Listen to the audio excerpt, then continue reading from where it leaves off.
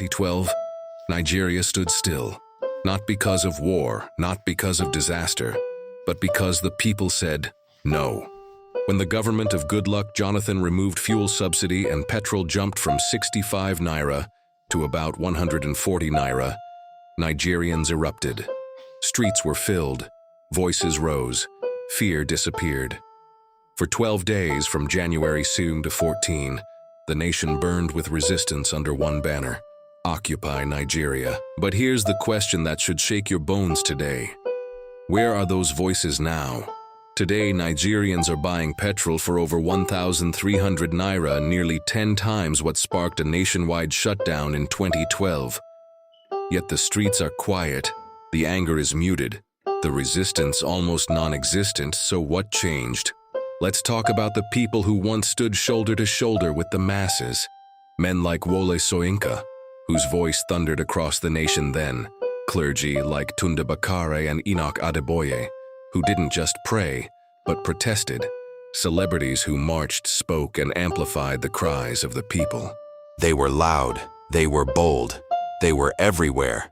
Now, silence, deafening, strategic, convenient silence. The same pastors who once stood in protest now tell Nigerians, pray for the nation.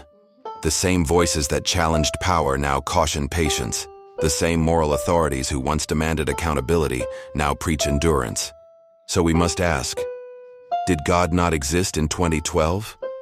Or is prayer now a tool to pacify suffering while leaders escape scrutiny? And what about Soyinka, the fearless critic of yesterday? Why does his voice no longer shake the corridors of power? Is it coincidence or convenience that silence grows when your own is in charge? This is the tragedy of Nigeria, not just bad leadership, but selective outrage.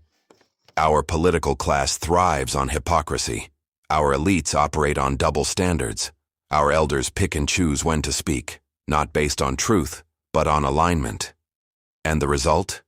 A nation that keeps moving in circles, a people conditioned to endure rather than resist. A system where accountability depends on who is in power, not what is being done. In 2012, 140 naira was enough to ignite a revolution. In 2026, on 1,500, naira can't even spark a whisper. This is not growth. This is not resilience. This is submission.